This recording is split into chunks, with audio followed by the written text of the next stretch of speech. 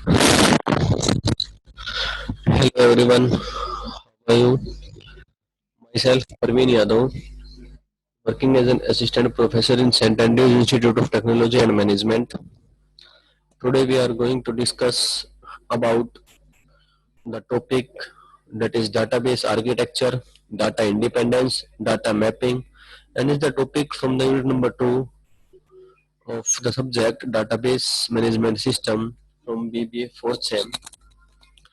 तो database architecture के बारे में बात करेंगे कि हम लोग क्यों डाटाबेस आर्किटेक्चर में क्या रिक्वायरमेंट है, हम लोग क्यों यूज करते हैं, कितने लेवल आर्किटेक्चर है हमारे पास।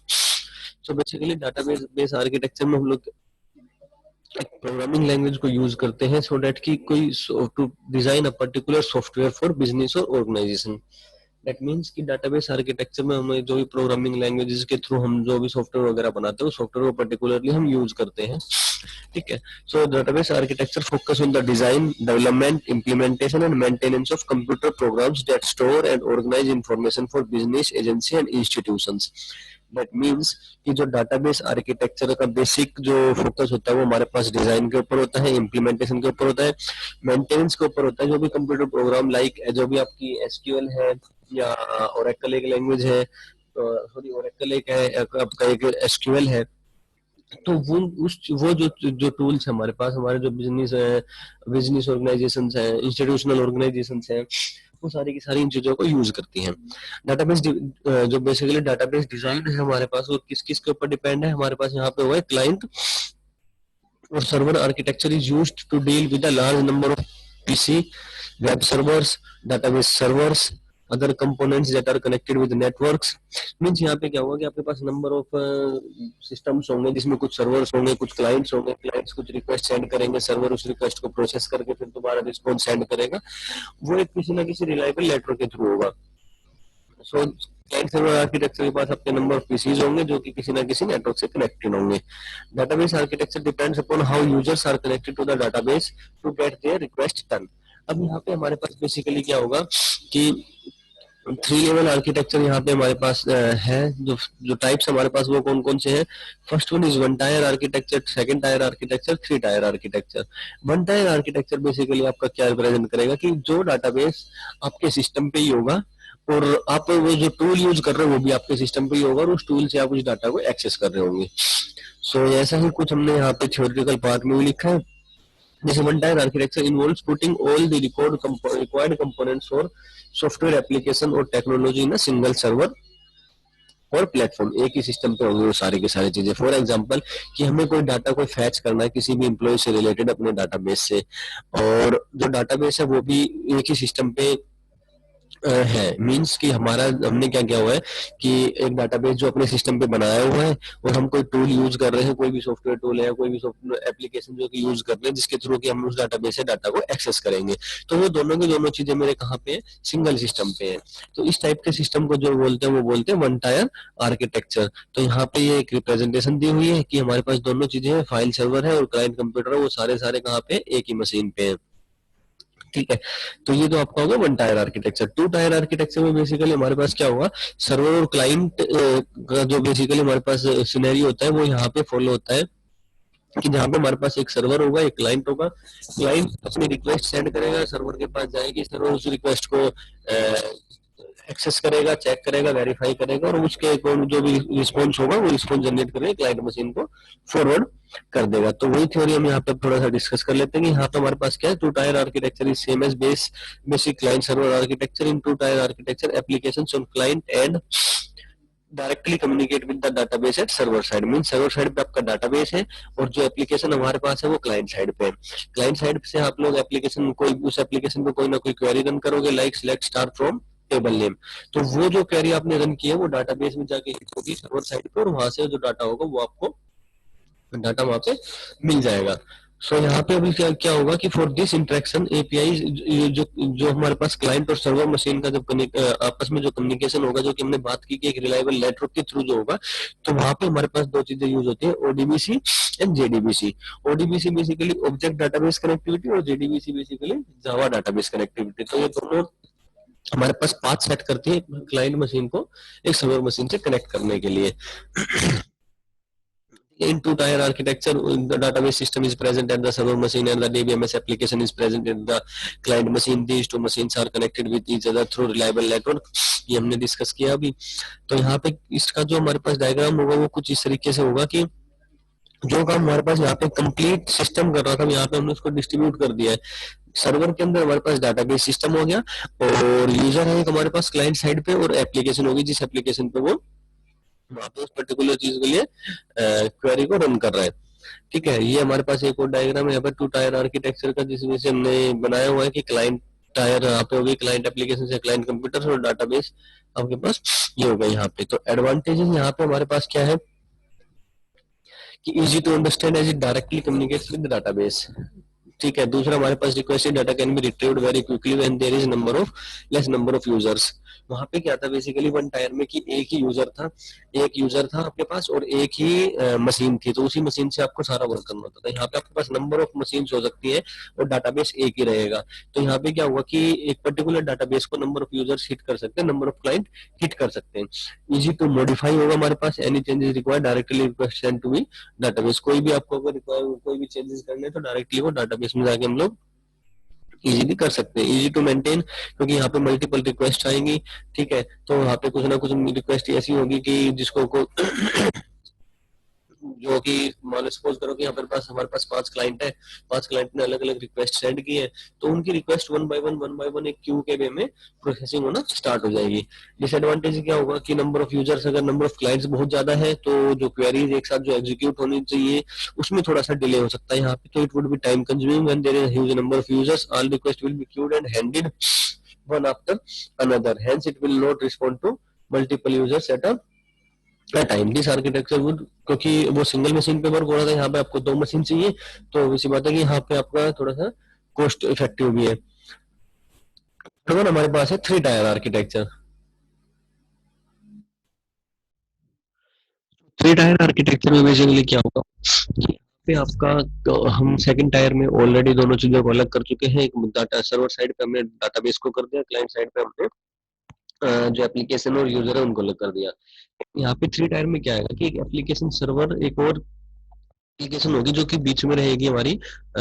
एप्लीकेशन सर्वर आएगी मेरे पास सर्वर साइड पर, एप्लीकेशन क्लाइंट जो आएगी वो हमारे पास आएगी क्लाइंट साइड पर. सो यहाँ पे क्या है, client can can't directly communicate. जो अभी तक कर पा रहे थे हम लोग डायरेक्टली कम्युनिकेट, वो यहाँ पे हम लोग नहीं कर पाएंगे. The application on the client end interacts with the application on server end. तो वही चीज यहाँ पे हमारे पास end user has no idea. अब यहाँ पे इसका डायग्राम देख लेते तो इसी के बाद इसको डिस्कस भी कर लेते हैं. यहाँ पे क्या होगा, बेसिकली आपके पास सर्वर है, सर्वर साइड पे आपके पास डाटाबेस वहां भी था, यहाँ भी है. क्लाइंट साइड पे आपके पास वहां पे क्लाइंट्स थे, यूजर थे, बस डिफरेंट इज दिस. यहाँ पे कितने क्या ले है, एक एप्लीकेशन क्लाइंट है और यहाँ पे एप्लीकेशन सर्वर है.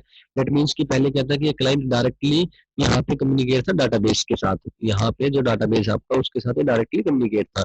अब डायरेक्टली कम्युनिकेट ना होगा, application client communicate with the application server और उसके बाद वो डाटाबेस से डाटा लेके और डाटा को फिर हम फैच ऑन कर लेंगे. A three-tier architecture separates its tiers from each other based on the complexity of users and how they use the data present in the database. ठीक है, तो ये सारा काम यहाँ पे है आपका जो डायग्राम के अकॉर्डिंग हमने डिस्क्राइब कर दिया, वही सारा कुछ थ्योरी के अंदर लिखा हुआ है. In this architecture the client application doesn't communicate directly. तो यहाँ पे हमारे पास जो 3 चीज हमने यूज किए वो कौन कौन सी यूज किए, डाटाबेस टायर, एप्लीकेशन टायर और user tyre. Means presentation tier, middle tyre और डाटा टायर. तो यहाँ पे क्या होगा कि डाटाबेस टायर पे क्या होगा, आपके पास जो डाटाबेस हम स्टोर करेंगे मींस आपके सर्वर साइड पे रहेगा. At this tyre the database resides along with its query processing languages. उसकी जो डाटाबेस है आपका उसके साथ जो भी क्वेरी प्रोसेसिंग हम यूज करेंगे, जो भी क्वेरी लैंग्वेज यहाँ पे सॉफ्टवेयर जो यूज करेंगे वो हमारा किस एंड पे होगा, डाटाबेस टायर पे. और उन दोनों के बीच में किस तरीके का हमारे पास यहाँ पे रिलेशन मेंटेन होगा. एप्लीकेशन में हमारे पास बेसिकली क्या होगा कि यहाँ पे हमारे पास एक एप्लीकेशन सर्वर होगा जो कि सर्वर साइड से होगा और एक एप्लीकेशन क्लाइंट होगा जो कि क्लाइंट साइड से होगा. क्लाइंट साइड से यहाँ पे हमारे पास रिक्वेस्ट सेंड होगी, सर्वर साइड पे रिक्वेस्ट जाएगी और सर्वर साइड पे रिक्वेस्ट जाने के बाद वो आगे प्रोसीडिंग होगी.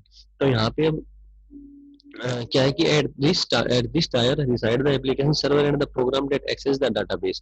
For a user this application tier presents an abstracted view.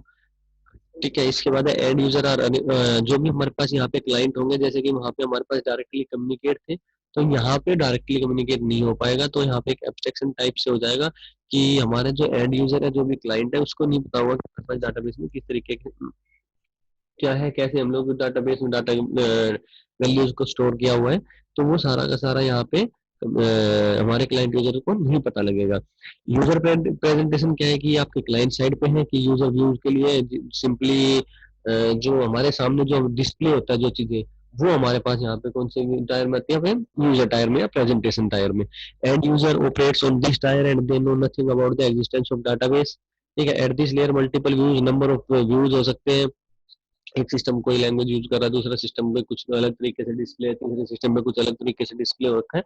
तो वो सारा का सारा यहाँ पे यूजर प्रेजेंटेशन पे है। Advantages, easy to maintain and modify. ठीक है, कोई भी चेंजेस रिक्वेस्ट होंगे will not effect any other data in the database. Application में do all the validations, means यहाँ पे क्या हुआ कि पहले हमारे पास एप्लीकेशन लेयर नहीं थी, तो हम लोग डायरेक्ट डाटाबेस में कुछ भी चेंजेस कर सकते थे, लेकिन यहाँ पे नहीं हो पाएगा, क्योंकि वो सारी की सारी चीजें एप्लीकेशन लेयर के तरफ, एप्लीकेशन सर्वर और एप्लीकेशन क्लाइंट के थ्रू पास ऑन होगी। सिक्योरिटी इंप्रूव हो गई है, क्योंकि हमने दो बीच में दो अलग अलग एप्लीकेशन को इंस्टॉल कर दिया है, जिसके थ्रू हमारा डाटा की वेरिफिकेशन होगी, वैलिडेशन होगी, और फिर वो आगे प्रोसीडिंग होगी और परफॉर्मेंस इंक्रीज हो जाएगी।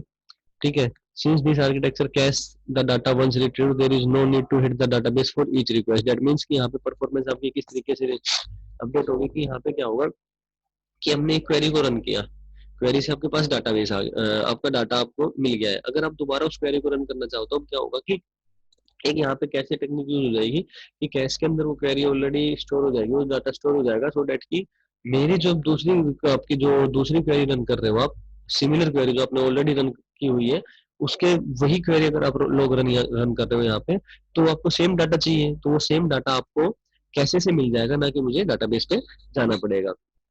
डिसएडवांटेज हमारे पास क्या है कि it is little more complex है, और यहाँ पे थोड़ा सा हमें एफर्ट भी ज्यादा करने होते हैं डाटाबेस को एडिट करने के लिए, क्वेरी वगैरह थोड़ी हमें एक्सटेंड यूज करनी पड़ती है।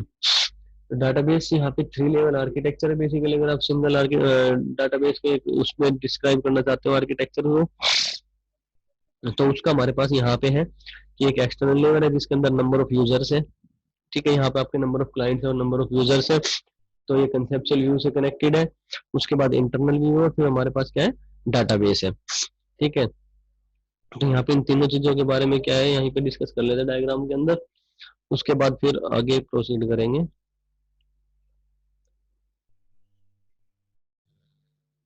तो यहाँ पे आपके एक external level, conceptual level, internal level. ठीक है, एक्सटर्नल लेवल में बेसिकली क्या होगा कि जो यूजर को दिखेगा, जो यूजर के सामने होगा, वो सारा का सारा आपका एक्सटर्नल लेवल इंक्लूड करेगा। इंटरनल लेवल में किस तरीके से डाटा हमारा वहाँ पे स्टोर हो रहा है, किस फॉर्मेट में स्टोर हो रहा है वो, और कंसेप्चुअल लेवल में हमारे पास किस तरीके की हम लोग उस क्वेरी को या किस तरीके से हम लोग उस चीज को यूज करेंगे, वो सारा हमारे पास कंसेप्चुअल लेवल में होगा। तो यहाँ पे हमारे पास 3 लेवल है। तो एक्सटर्नल लेवल में बेसिकली लेवल में आ जाता है एक्सटर्नल लेवल को, यहाँ several user can new number of users हो सकते हैं जो कि यहाँ पे इंटरेक्ट करना चाहते हैं डाटाबेस से, और एक पर्टिकुलर डिजायर डाटा को फैच करने के लिए। The user doesn't need to know the database schema details such as data structure, means user को यहाँ पे नहीं पता होता कि किस टाइप का database हमने वहाँ पे बनाया हुआ है, मीन्स की कौन सा डाटा स्ट्रक्चर वहाँ पे यूज किया हुआ है, टेबल किस फॉर्मेट में यूज किए हुए हैं, टेबल में कितने नंबर ऑफ एट्रीब्यूट्स वगैरह जो भी है, मतलब वो चीजें यहाँ पे यूजर को टेबल किस तरीके से वहाँ पे क्रिएट हुआ है, या क्या उसका पर्टिकुलर टेबल का व्यू है, क्या स्कीमा था हमारे पास, क्या सब स्कीमाज है, तो वो सारी की सारी हमारे पास यहाँ पे यूजर लेवल में सोनी होती। उसके बाद आपका और एक्सटर्नल लेवल को हम यहाँ पे टॉप लेवल भी बोलते हैं। उसके बाद है कंसेप्चुअल लेवल। तो कंसेप्चुअल लेवल में हम बेसिकली इसको लॉजिकल लेवल भी बोलते हैं। तो यहाँ पे जितना भी डाटा का हमारे पास जो भी रिलेशनशिप होगा डाटाबेस के अंदर डाटा का होगा वो स्कीमा ऑफ डाटा, तो वो सारी की सारी चीजें यहाँ पे डिस्क्राइब होंगी। और ये वाला जो काम है, ये जो हमारे पास लेवल नंबर 2 है, कंसेप्चुअल लेवल है, इसको डाटाबेस एडमिनिस्ट्रेटर मेंटेन करता है। लेवल है आपके पास इंटरनल लेवल, जो हमने बता दें कि फिजिकल लेवल और इंटरनल लेवल बोल रहे हैं किस तरीके से किस फॉर्मेट में मेरा डाटा स्टोर होगा। This level describes how data is actually storage device. This level also responsible for allocating space for the data. Means इस लेवल में आपका सारा काम होगा कि किस तरीके से यहाँ पे आपका डाटा स्टोर होगा, ठीक है, कितना स्पेस चाहिए होगा उसको, और ये हमारे पास कौन सा लेवल है, लोवेस्ट लेवल भी है, फिजिकल लेवल भी है, और हमारा इंटरनल लेवल भी है। इसके बाद हमारा टॉपिक है डाटा इंडिपेंडेंस। इंडिपेंडेंस बेसिकली हमारे पास थ्री स्कीमा आर्किटेक्चर, जो हमने थ्री लेवल आर्किटेक्चर वहां पर डिस्कस किया था। चलिए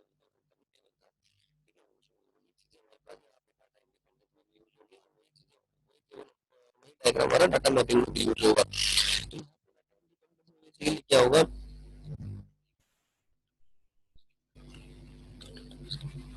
तो यहाँ पे क्या होगा हमारे पास बेसिकली कि आपको सपोज करो कि कोई अभी स्कीमा और सब स्कीमा के बारे में डिस्कस करेंगे जो नेक्स्ट क्लास में है, तब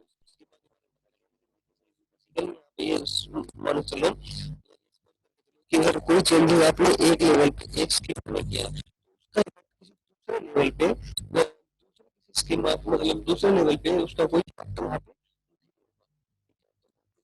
उसके हमारे पास डाटाबेस इंडिपेंडेंस है, दो टाइप्स की हमारे पास, वो कौन कौन सी है, लॉजिकल डाटा और फिजिकल डाटा। ठीक है, logical data independence refers characteristics of being able to change the conceptual schema without having to change in the external schema। तो यहाँ पे कि हमारे पास जो डाटा है वो एक दूसरे के ऊपर डिपेंड है, तो वो डायग्राम डिपेंड नहीं है। बेसिकली ये हमने डायग्राम अभी ऊपर किया था कि एक्सटर्नल लेवल था, लॉजिकल लेवल था, कंसेप्चुअल लेवल था और फिजिकल लेवल था।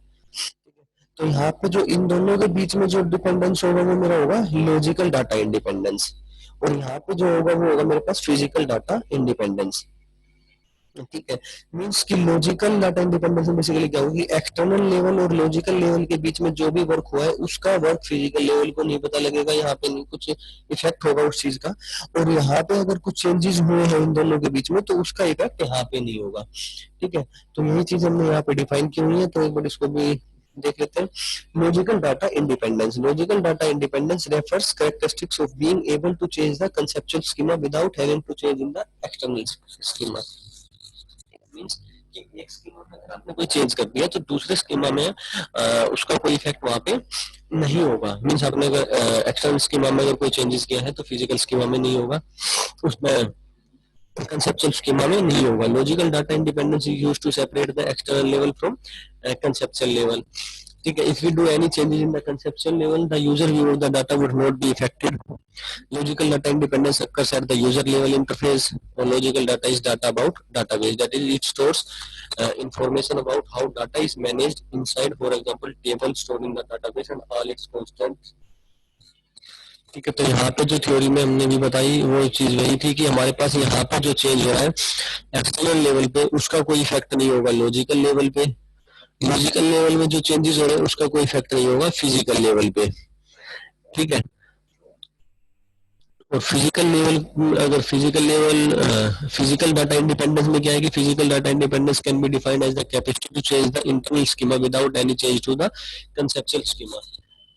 If you do any changes in the storage size of the database, the server, then the conceptual structure of the database will not be affected. अब यहाँ example के लिए बात कर लेते हैं सिंपली डायरेक्टली। सपोज कि यहाँ पे फिजिकल लेवल है, इंटरनल लेवल है और आपका लोएस्ट लेवल है, भी डाटाबेस बनाना है। डाटाबेस हमने इस टाइम पे बना लिया, अब कुछ टाइम बाद साल 2 साल बाद हमारे पास डाटाबेस में अगर स्पेस कम है, हमें अगर उसका स्पेस बढ़ाना है, मीन्स हमें अगर हार्ड डिस्क वगैरह एग्जाम्पल मेंशन भी किया हुआ है कि हमें अगर हार्ड डिस्क को रिप्लेस करना है तो हम वो यहाँ पे काम कर सकते हैं easily without any changes to the logical level. और ये जो लॉजिकल लेवल को और एक्सटर्नल लेवल को नहीं पता लगेगा बिकॉज इन दोनों के बीच में क्या है फिजिकल डाटा इंडिपेंडेंस। अब जैसे अगर कोई कंसेप्ट आपने यहाँ पे कोई लॉजिकल कुछ इस तरीके से कोई व्यूज कोई लॉजिक वगैरह क्रिएट किया है तो उसका जो इफेक्ट अगर आपका यहाँ पे है तो उस पर्टिकुलर लॉजिक का इस पे कोई इफेक्ट नहीं पड़ेगा और ना ही यहाँ पे इस पे इफेक्ट पड़ेगा। और ऐसे अगर नंबर ऑफ यूजर्स है, सपोज यहाँ पे 5 8 10 यूजर है, हर एक अपनी अपनी क्वेरी को रन कर रहे हैं और हो सकता है कि कोई चाहता है कि अपने एक अलग से क्वेरी रन कर रहा हो, कोई अलग यूज कर रहा हो तो उसका यहाँ पे कोई इफेक्ट नहीं पड़ेगा, वो अपना यहीं पे वर्क करेगा। मीन्स दूसरा जो क्लाइंट होगा उसके लिए उसका कोई चेंजेस यहाँ पे नहीं होंगे। ठीक है। नेक्स्ट है हमारे पास डाटा मैपिंग। डाटा मैपिंग में बेसिकली जो हमने यहाँ पे एग्जांपल दे रखा है इसी के रिगार्डिंग सारा कुछ डाटा मैपिंग में भी है। तो यहाँ क्या किया हुआ है कि आपके पास ये कोई एक्सेल शीट है, एग्जांपल हम ले रहे हैं कि एक्सेल के अंदर हमने कोई फील्ड्स बनाई हुई है। तो यहाँ पे क्या है, आपका नेम है, ईमेल है, फोन नंबर है, 3 फील्ड्स आपने यहाँ पे ऐड की हुई है। ठीक है, 3 फील्ड हमारे पास में, ये जो हमारे पास दूसरी हमने एक और फील्ड यूज की हुई है, एक और फाइल यूज की हुई है, जो कि क्या है कि हमने जो नाम दिया हुआ है डिलिमिटेड फाइल करके नाम दिया हुआ है, जो कि हमारे पास डेस्टिनेशन फाइल है। मीन्स यहाँ पे इस पे हम वर्क कर रहे हैं डाटा एक्सेल पे। ठीक है, अब ये सपोज करो कि कहीं दूसरी जगह पे जाके स्टोर हो रही है, जो कि एक डेस्टिनेशन फाइल है। वहां पे आपके पास क्या है कि ये name as a customer name store हो रहा है, email as a business email, और phone as a phone number. तो ये कुछ चेंजेस के साथ वो वहाँ पे अपडेट हुआ है। तो ये जो डायरेक्ट मैपिंग हुई है, मीन्स कि हमने यहाँ पे नेम कुछ चीजें एंटर की है, तो वहां पे वो जाके मेरा कस्टमर नेम में जाके स्टोर हो जाए। वैसे ही यहाँ पे हमने ईमेल में अगर कुछ एंटर किया तो वो पर्टिकुलर डाटा, वो पर्टिकुलर फील्ड मेरा बिजनेस ईमेल में जाके स्टोर हो जाए। तो यहीं पे यहाँ पे वही है कि name, email and phone fields from an Excel source are mapped to the relevant field in delimited file which is our destination. Mapping tasks vary in complexity depending on hierarchy of database being mapped as well as the disparity between the structure of source and target, कि किस तरीके से हमने source और target को किस तरीके से हम लोग उस चीज को यूज कर रहे हैं, दोनों चीजें। तो उसके ऊपर भी डिपेंड है कि हमने किस लेवल का सोर्स और किस लेवल का हमने टारगेट फाइल को वहाँ पे यूज किया हुआ है।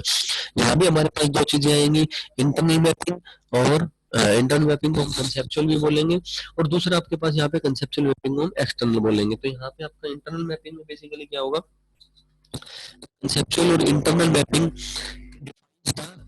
correspondence between the conceptual view and the stored database। Means जो हमारे पास जो नीचे के जो दोनों लेवल्स थे, जो फिजिकल लेवल था हमारा और जो कंसेप्चुअल लेवल था, उन दोनों को मिला के हमने क्या नाम दे दिया, इंटरनल मैपिंग और कंसेप्चुअल मैपिंग। और जो ऊपर वाले दो थे कंसेप्चुअल और एक्सटर्नल, उन दोनों को हमने एक साथ रख के नाम दे दिया कंसेप्चुअल मैपिंग और एक्सटर्नल मैपिंग।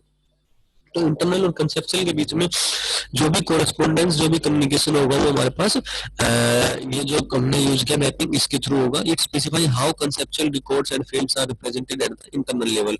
मींस मेरा जो कंसेप्चुअल व्यू है, जो किस तरीके से मेरे पास जो रिकॉर्ड्स हैं, फील्ड्स हैं, वो किस तरीके से इंटर लेवल पे डिपेंड होगा, वो मेरे पास इस इंटरनल मैपिंग का वर्क है।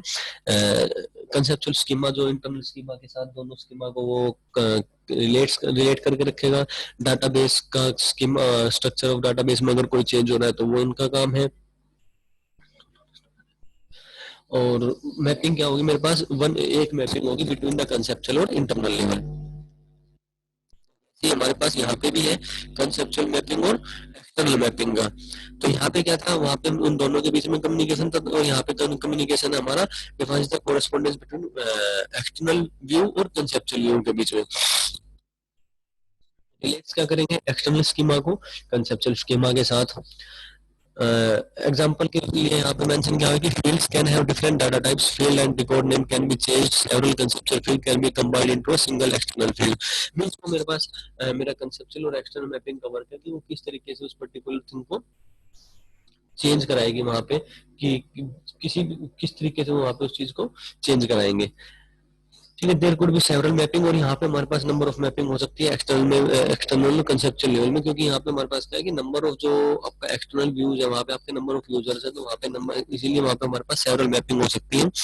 The differences that can exist between those these two levels are analogous to those that can exist between the conceptual level and the store database. Means यहाँ पे अगर आपका वही कोई डिफरेंस भी अगर क्रिएट होगा, तो नंबर ऑफ, जो हमने बताया कि जो लास्ट वाला टॉपिक हमने डिस्कस किया था उसी के रिगार्डिंग, कि नंबर ऑफ यूजर्स आपके वहां पे कितने भी हो सकते हैं, और नंबर ऑफ यूजर्स जो जितने भी हैं आपके, उसके ब्याह पे ही फिर वो जो मैपिंग यहाँ पे अलग अलग बनती है हमारे पास कंसेप्चुअल और एक्सटर्नल मैपिंग के बीच में।